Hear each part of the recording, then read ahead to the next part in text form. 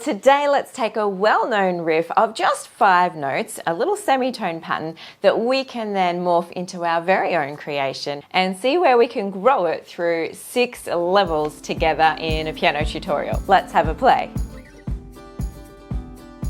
Well, hi there, I'm Kylie and I love to share easy tips and tricks to inspire you to learn the love of music here on piano.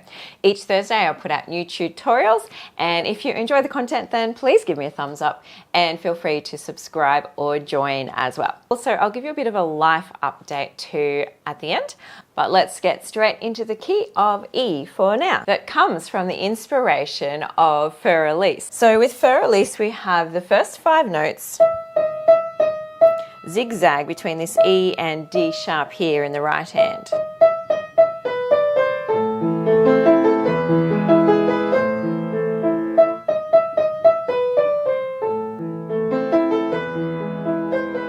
So I was working with one of my local students here this week and she was starting Fur Elise, and it made me think about how there aren't too many pieces that zigzag with that semitone in the opening. In fact, I couldn't think of one. So there must be many though. So if you can, make sure you chuck that down in the comments and let's see what we come up with. But that little snippet gave me the starting riff for today. So E, D sharp, E, D sharp, E. Let's add another layer to that and let's see what chords could go under there. I just wanted to start with something a bit more cheery, so I wondered about popping an E chord under there. Maybe to the B chord, so we've got D sharp, B, F sharp, going back and forwards between the E, B and G sharp there. So just a little bounce with our hand to get those notes right together. And B is our common note, so we're changing the outer 2 notes around that B center there.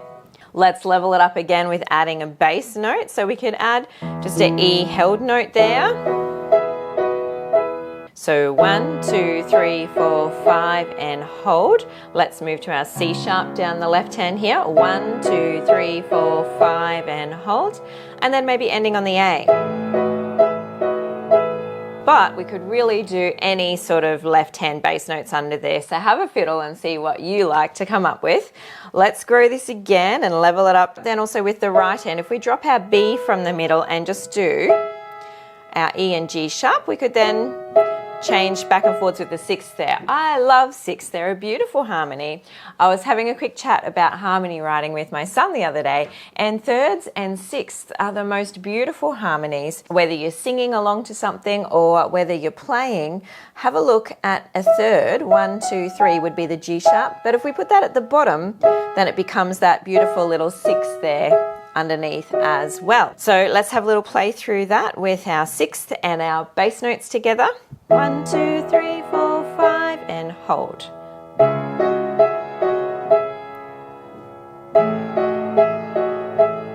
Let's now put a little top melody on. Let's go from our E and our G sharp to our B and our G sharp there. I just love how that little lift there, so play around with that as well. Here we go.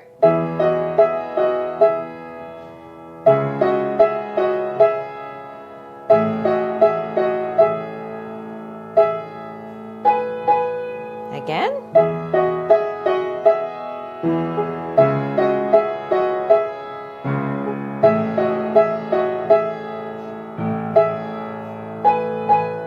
And just then I added a little left hand. So if we go 1 and 2 and 3, 4. 1 and 2 and 3 on the 4.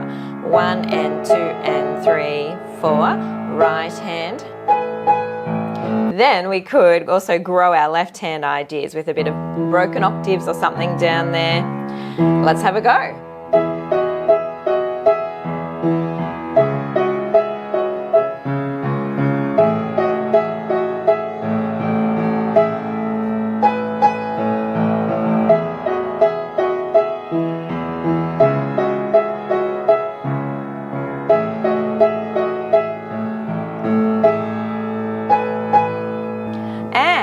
We could grow it even further and keep fiddling with all sorts of ideas. Let's see what we can come up with. playing with the right hand. We could also play with octave leaps. We could also play with that repeated bass idea, or even we could do a little bit of a broken chord down in the left hand. So let's have a look at that. So with our E, B, E idea, C sharp, G sharp, C sharp would be the next chord. Then your A, E, A, and then hold that one. The right hand could be here, or we could even go down if we wanted, but I also love going up, so we could go up to here and play with our little octaves there.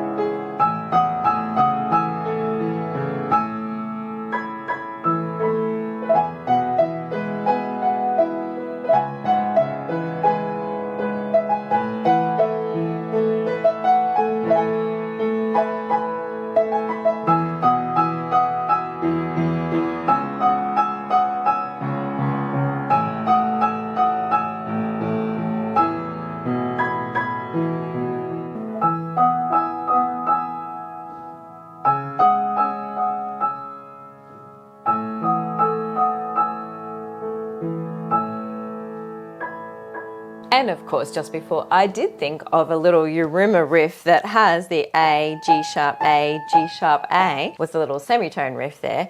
The way that he does it with the hold, it is a little bit hidden, but have a listen.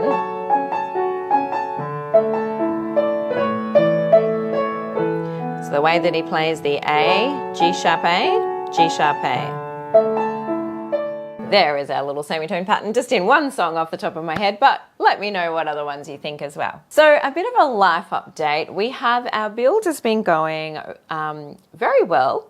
It looks good, but very slowly. So we are now up to almost our 4th year since we bought land, have been trying to get our driveway and the infrastructure in before we can finally be building our house.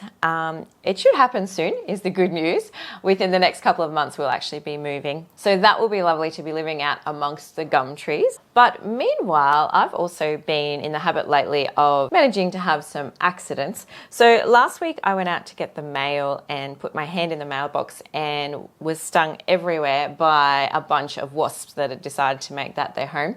So beware of the mailbox. And the other accident that I just managed to have yesterday was I was walking down the stairs trying to reply to somebody on my phone.